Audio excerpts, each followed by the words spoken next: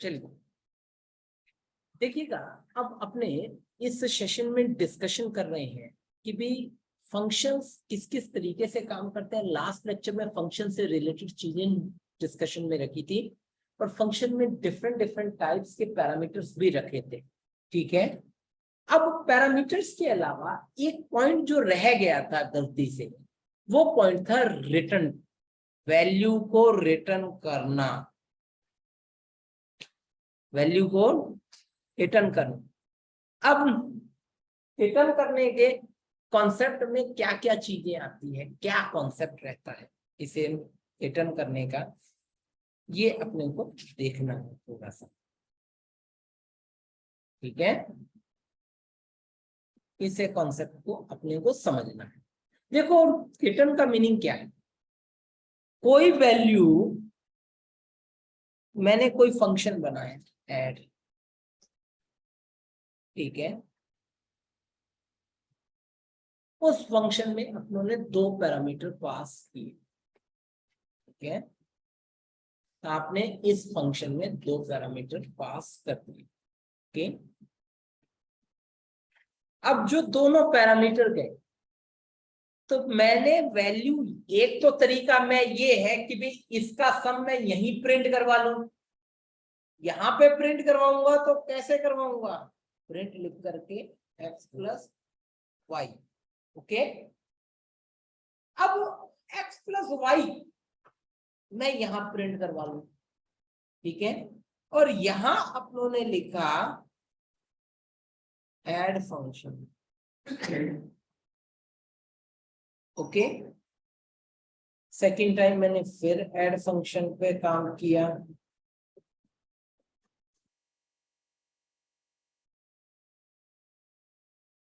ठीक है, अब यहां से क्या हुआ, जैसे ये फंक्शन कॉल होता है,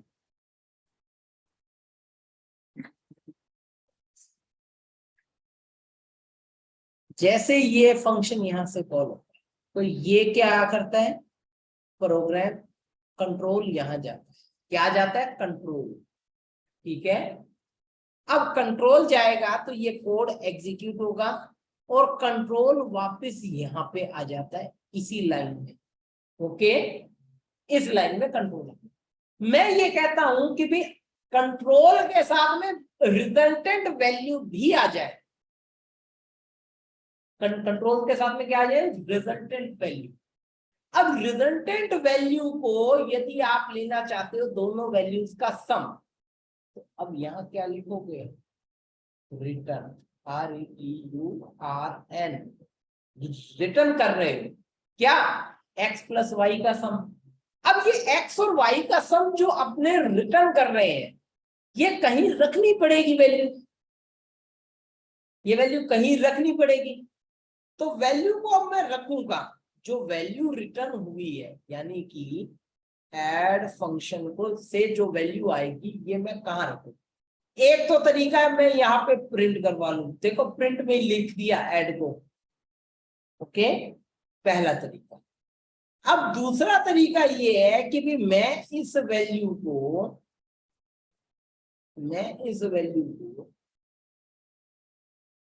एक z नाम के वेरिएबल में ले लेता हूं। ठीक है, यहां पे आपने वैल्यू को लिया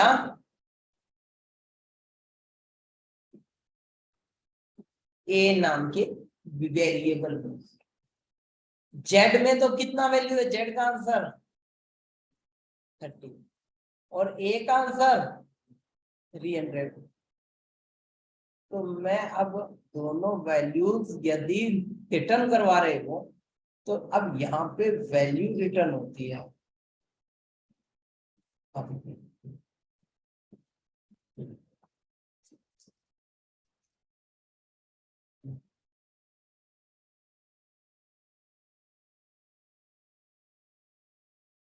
ठीक है,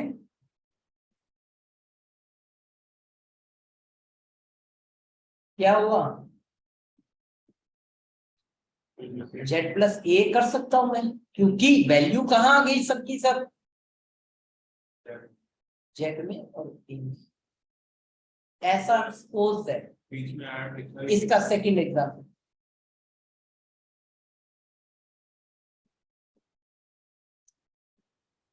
ये फंक्शन का काम है सिर्फ प्रोसेस करने का, ठीक है। आपने किसी पर्सन को कोई चीज रिपेयरिंग करने को दी, तो वो रिपेयर करके तुम्हें वापस दे देगा, रिपेयरिंग करके वापस दे देगा ना तुम्हारे को। तो क्या हो गई, वैल्यू रिटर्न हो गई, वो तुम्हारे को अपना सही प्रोडक्ट मिल गया। तुमने पर्सन को क्या चीज दिया, रॉ वैल्यू दे दी, रॉ मटेरियल प्रोवाइड करवाया, उसने उसे असेंबल किया, फंक्शन ने असेंबलिंग की, असेंबलिंग करके तुमको एक सही प्रोडक्ट वो दे देगा। एग्जीक्यूशन पार्ट के या एग्जीक्यूट मोड के जो जो भी है प्रोडक्ट, वो आपको चलता फिरती चीजें मिल जाएगी। समथिंग ऐसा कुछ एग्जांपल से रिलेट करें तो ऐसा रिलेट कर सकते। सर इसमें तो रिटर्न और ऐड के बिना ही हो जाएगा, ये तो होगा ऐसे का। क्या चीज बेटा? रिटर्न और ऐड के फंक्शन के बिना ही हो जाएगा। 10+20 लिखते हैं z का और एक ही वैल्यू डालते हैं और फिर प्रिंट से ऐड करते हैं कर सकते हो। कब तक करोगे, कब तक करोगे? मैं ये कहता हूं, तुमने कहा एक बार तुमने कोई वैल्यू लिखी और तुमने सम प्रिंट करवा लिया, ओके। अब मैं ये कहता हूं तुम्हें ये सम 20 टाइम्स लिखना है, तो क्या तुम दोबारा वैल्यू दोगे?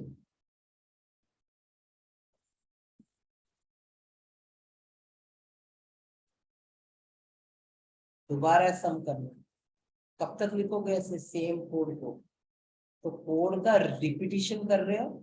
मैं कुछ ऐसा करूं, मैं एक ही बार लिख करके छोड़ दूं, सिर्फ मैं वैल्यू डालूं उसमें और वो रिजल्ट देता। ये जो ये जो वैल्यूज है ना, कैलकुलेशन का कोड तुम हर बार लिख रहे हो, बार बार वही कोड, कोड तो वही है, वैल्यूज बदल गई है, ठीक है। तो ऐसा करेंगे तो कब तक करेंगे? तो फंक्शन अपने को ये फ्रीडम देता है कि भी अपने उसका यूजर बार बार कर सकते हैं, मल्टीपल टाइम यूजर्स कर सकते हैं उसका, ठीक है। तो ये अपने पास में प्रोसेस रहा। सर अगर हमने बार बार ही चला रहे हैं तो लूप लगा दो। हाँ, लूप भी पॉसिबल है, पर फंक्शन बनेगा और फंक्शन लूप में चला जाएगा, ठीक है। तो रिटर्न टाइप का मीनिंग है वैल्यू को रिटर्न करना। अब ये अब डिपेंड करता है कितना वैल्यू रिटर्न करना है और कितना नहीं करना, उस पर डिपेंडेंसी है,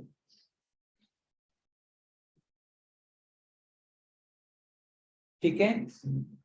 एक एग्जांपल मैं लेता हूं छोटा सा, उससे शायद कुछ पिक्चर में क्लियरिटी आ जाए।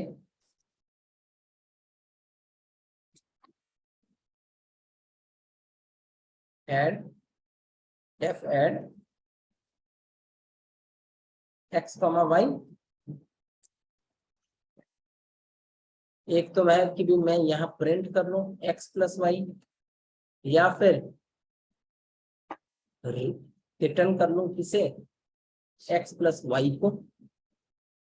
अब एड फंक्शन यदि मैं रिटर्न नहीं लगाता हूं तो मेरा आंसर तो वहीं आ जाएगा पहली लाइन में, ये लो। अब वो फंक्शन में ही प्रिंट कर रहा है। अब मैं फंक्शन में वैल्यू नहीं चाहिए, मुझे मेन प्रोग्राम में चाहिए वैल्यू। तो मुझे ये वैल्यू जब रिटर्न टाइप जब मेंशन करोगे तो यहां पर ये जो पार्ट है, ये वैल्यू किस में रख दी, जेड में रख दी।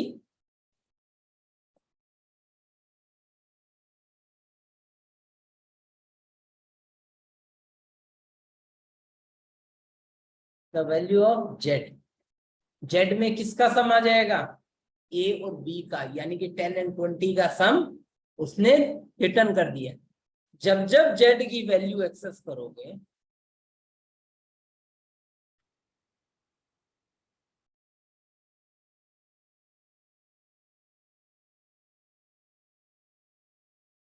तो वो आपको जो होगा वैल्यू वो आपको प्रेजेंट करेगा।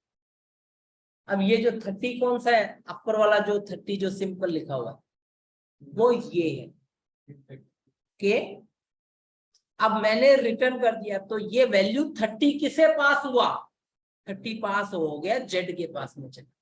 मेरे को रखनी तो पड़ेगी ना वैल्यू कहीं ना कहीं, तो वैल्यू मैंने किस में रखी, जेड में रख ली वैल्यू को, जेड में रख के मैं प्रोसेस कर सकता हूं। तो तीन वैल्यू क्या प्रिंट करेगा? क्या चीज बेटा, जेड भी है, इधर हमने मारी भी दे रखा है, सब उसमें प्रिंट में क्या आ रहा है?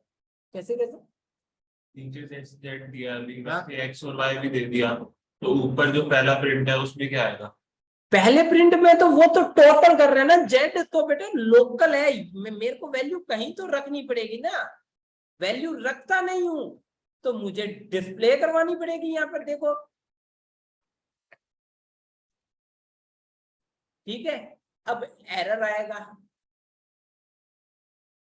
जेड इज नॉट डिफाइंड, क्योंकि जेड को मैं डायरेक्ट प्रिंट कर रहा हूं, जेड आपने तो मेंशन किया नहीं, इनिशियलाइज तो किया ही नहीं ना जेड को। जेड में वैल्यू का मीनिंग है कुछ टाइम के लिए टेम्परेरीली जेड में वैल्यू रखी है, 30 को जेड में रखा है थोड़ी देर के लिए।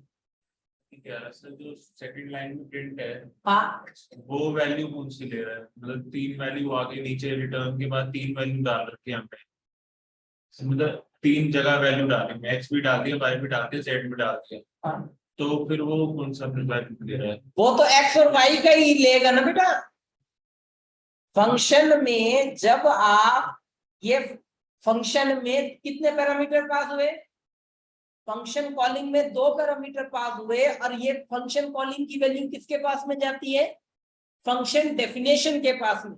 तो फंक्शन डेफिनेशन में कितने पैरामीटर है, एक्स एंड वाई, तो 10 और 20, 10 तो गया एक्स के पास में, 20 गया वाई के पास में, एक्स और वाई का वैल्यू हो गया, तो जेड का तो रोल खत्म ही हो गया, तो वैल्यू तो 2 ही रहेगी ना बेटा, एक्स और वाई का सम कर रहा है वो।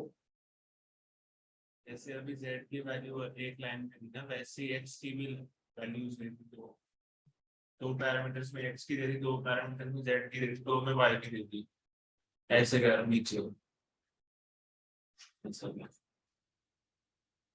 एक बार लिख करके बताएं मुझे कैसे। सर आपने जैसे ये बताया कि ये बराबर चलेगा, एक्स की वैल्यू दे दी पहले 120, हाँ फिर वाई की दे दी नीचे 30 जो भी, हाँ ठीक है, फिर जेड की भी दे दी, हाँ ठीक है। और ऊपर वाले प्रिंट में क्या आएगा ये पूछना। नीचे दे दी ना हमने रिटर्न के बाद, ये तीन बार वैल्यू डाल दी। हाँ तो अपर में तो ये का यही रहेगा ना डियर, तुम यही तो कहना चाह रहे हो। देखिए ए इज इक्वल टू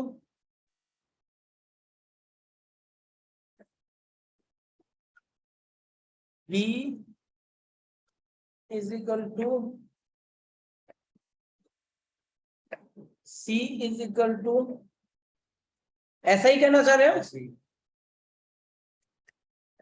भैया। अब ये तो वैसा का वैसा ही रहेगा बेटा, इनका तो कोई लिंक ही नहीं है, जैसी वैल्यू दोगे वो वैसा रिएक्ट करेगा,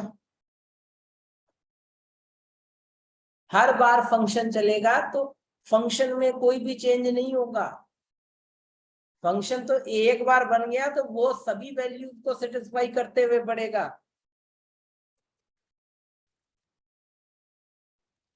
सभी वैल्यूज को सेटिस्फाई करते हुए वो आगे बढ़ेगा।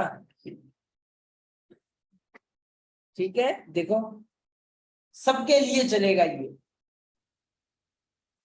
अब x इज नॉट डिफाइंड, अब x कहां पे डिफाइन नहीं हुआ भाई, अच्छा चलो ए बी कर, ए बी सी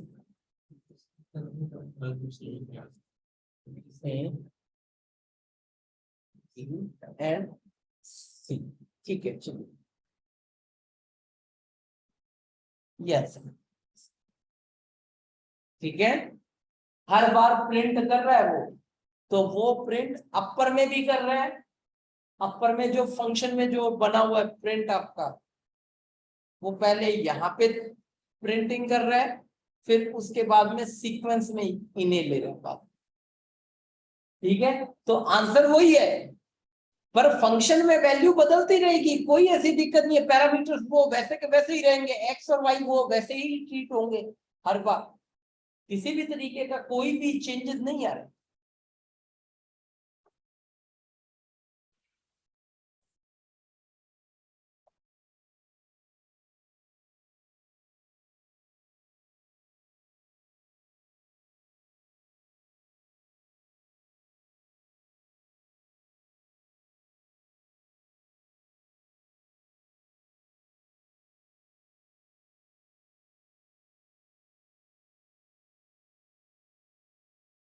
क्या आप तो समझ में आएगा ये रिटर्न का आप तो समझ नहीं आ रहा। आ जाएगा आ जाएगा, थोड़ा थोड़ा देखो, थोड़ा टाइम तो लगता ही है, बट ये है कि भी समझ में आ जाए, ये मेन प्रायोरिटी है अपनी। आया अब थोड़ा थोड़ा समझ में? तो फंक्शन को बनाने के बेनिफिट्स ये हैं कि भी दोबारा कोड थोड़ी लिखोगे। मान लो ये तो दो लाइनों का कोड है, मान लो 500 लाइनों का कोड होता तो दोबारा दोबारा थोड़ी बनाते कोई, तो फंक्शन ही बनाने पड़ते उसके। बड़े आगे आज एक नया पॉइंट डिस्कशन में रखते हैं, इससे रिलेटेड, फंक्शन से रिलेटेड जो रिटर्न टाइप रही थी वो अपना कंप्लीटेड है, एक एक चीज कंप्लीट है। अब कोई ऐसा पॉइंट नहीं है जो कि नहीं होगा। ठीक है, अब एक नया पॉइंट डिस्कशन में रखते हैं,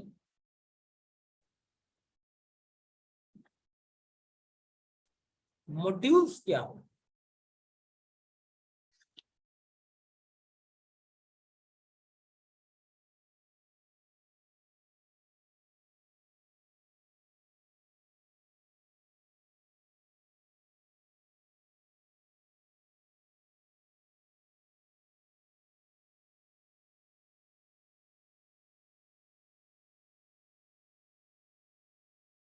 अब कॉन्सेप्ट करना है व्हाट इज मॉड्यूल्स, मॉड्यूल्स क्या हो।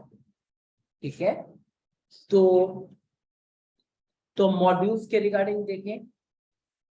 देखिए, देखो मॉड्यूल्स बेसिकली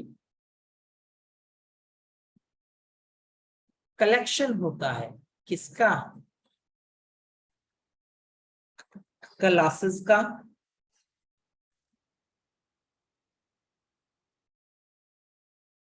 मेथड्स का,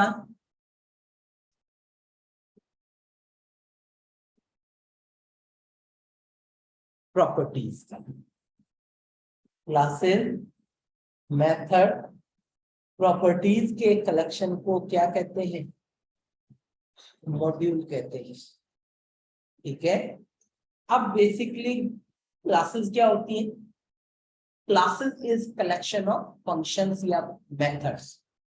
ठीक है, तो यानी कि ये एक बहुत वास्ट एक मैकेनिज्म है, या ऐसे कहें मॉड्यूल की दूसरी डेफिनेशन में it is basically the library. क्या चीज बोलते हैं, लाइब्रेरी। ओके,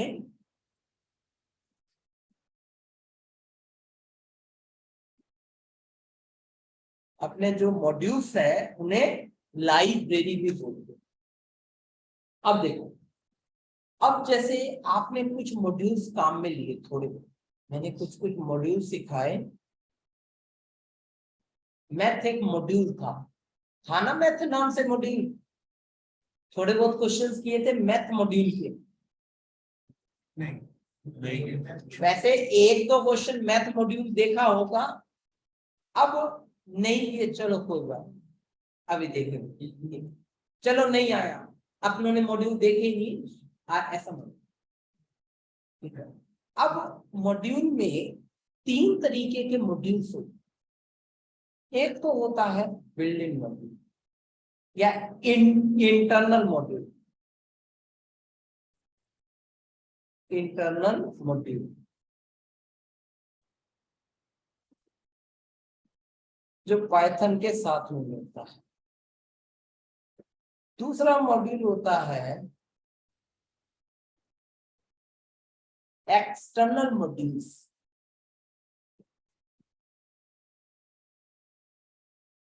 तीसरा होता है यूजर डिफाइंड मॉड्यूल।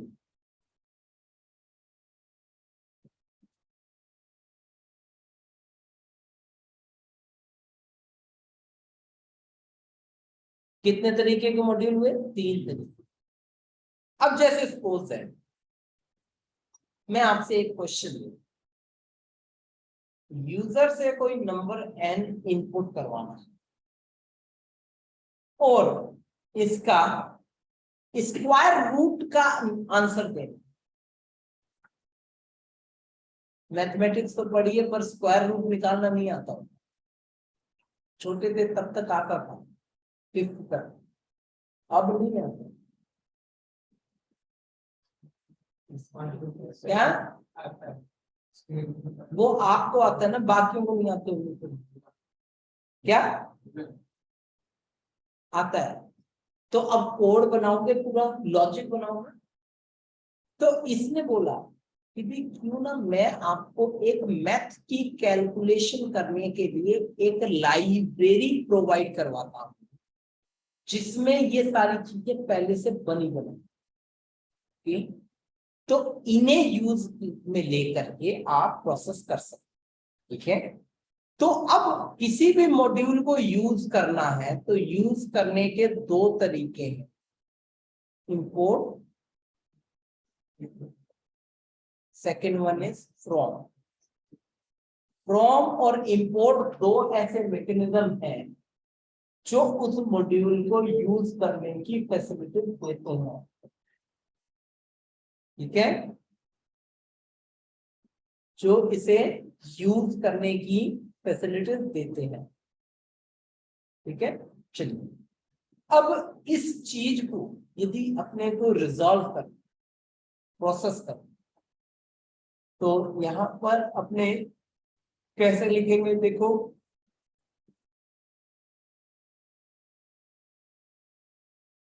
देखिए इंपोर्ट मैथ, क्या हुआ? मॉड्यूल इंपोर्ट कर लिया गया। ओके, इंपोर्ट होने के बाद में मॉड्यूल में देखना चाहते हो कौन कौन से फंक्शंस हैं, कौन कौन सी क्लासेस हैं। ओके, तो उसके लिए dir मैथ, dir मैथ। अब dir मैथ करते ही उस मॉड्यूल में जितने भी फंक्शंस थे उनकी लिस्ट आ गई। ठीक है, अब अपने को कौन सा फंक्शन काम में लेना है?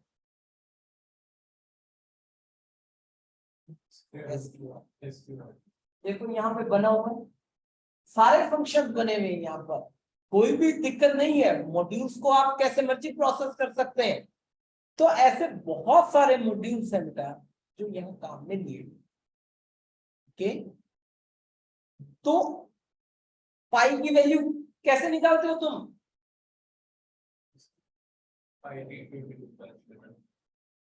22.7 या 3.14। अब कुछ को नहीं मालूम तो नहीं मालूम, तो मैथ में पाई। अब किसी भी मॉड्यूल का कोई मेथड या प्रॉपर्टी यूज करना है तो पहले मॉड्यूल का नेम डॉट पाई, देखा? Math dot power 10,4। ठीक है, मैथ डॉट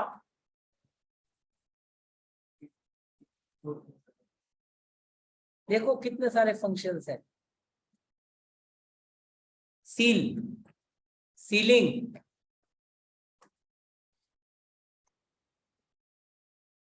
$34.5। तो क्या आंसर देगा? 35 सीलिंग फैन अपर की वैल्यू, फ्लोर लोअर वैल्यू, यानी कि राउंड ऑफ करके देगा। तो यानी कि 34.5 का सीलिंग वैल्यू क्या होगी, 35 होगी।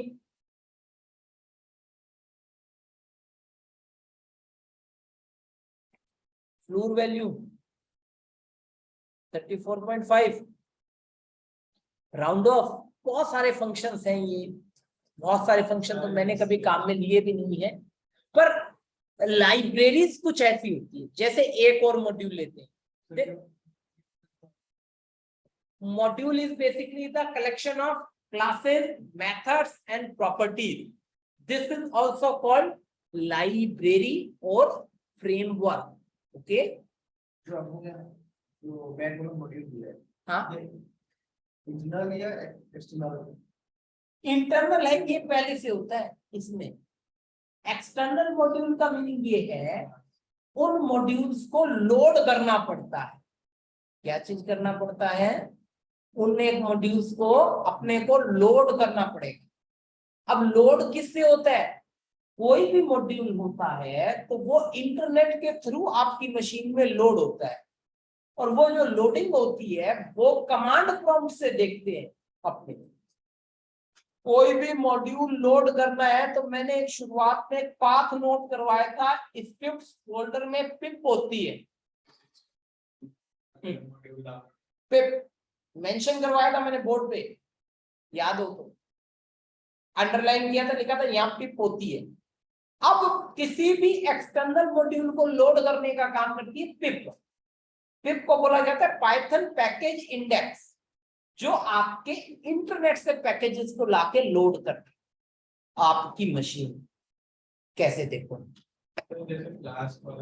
कमांड प्रॉम्प्ट खोले, कमांड प्रॉम्प्ट से मैंने पिप लिस्ट कमांड चलाई।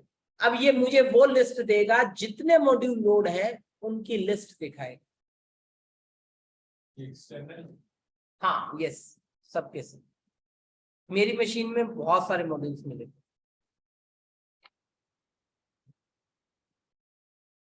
हर काम को करने के लिए मॉड्यूल है, हर टास्क को करने के लिए। इंटरनल जो इंटरनेट से लिखा हुआ, ये एक्सटर्नल मॉड्यूल है, कुछ भी नहीं, यहाँ पे सब मेरे किए हुए अभी डिपेंडेंसीज को क्लियर करके वो करता है। अब जैसे किसी भी एक्सटर्नल मॉड्यूल को लोड करना है, तो एक्सटर्नल मॉड्यूल को लोड करने के लिए अब अपने पास में डायरेक्ट सा फंडा ये होता है पिप इंस्टॉल। देखिए, पिप इंस्टॉल web2py एक मॉड्यूल लेते हैं,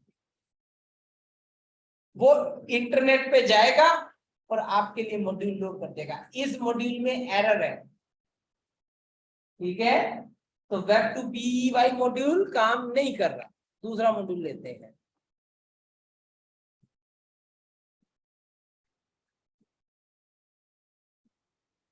टॉर्नेडो, यही है शायद स्पेलिंग, तो स्पेलिंग गलत है क्या?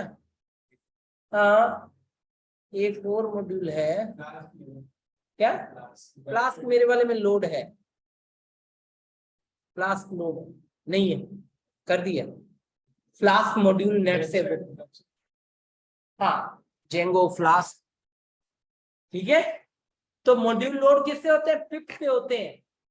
अब सारी चीजें तो वो अब देगा नहीं, तो ये मॉड्यूल रिक्वायरमेंट के अकॉर्डिंग आप प्रोसेस कर सकते हो। एक मॉड्यूल और होता है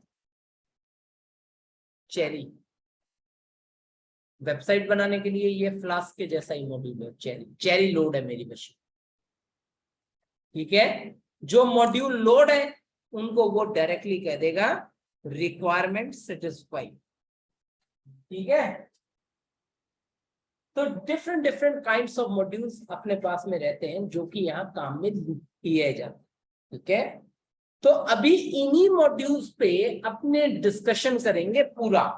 टेंसर फ्लो डेटा साइंस के लिए काम में लेते हैं पूरा, टेंसर फ्लो में लंबाई, पांडास, मैटप्लॉटलिब, सीबॉर्ग सब आ जाते हैं, वो भी अपने आप में बड़ा मॉड्यूल है। ठीक है। तो अब मॉड्यूल से रिलेटेड पोर्शन, हालांकि क्या मॉड्यूल के टॉपिक को मैं सेपरेट ही रखूंगा, सेपरेट वीडियो ही बनाएंगे उसका, ठीक है। तो उसको अपने एक सेपरेट पोर्शन में रखें,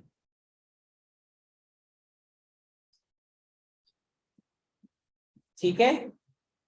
तो आज के लिए सेशन को यहीं तक लेते हैं। बस ये एक चीज समझ में आ गया थी कि भी मॉड्यूल होते क्या है। मॉड्यूल स्पेसिफिकली काम करते हैं, लाइब्रेरी बनी बनाई चीजें हैं अब यहाँ पर रेडीमेड, ठीक है। तो वो चीजें अपने काम में लेकर के प्रोसेस कर सकते हैं।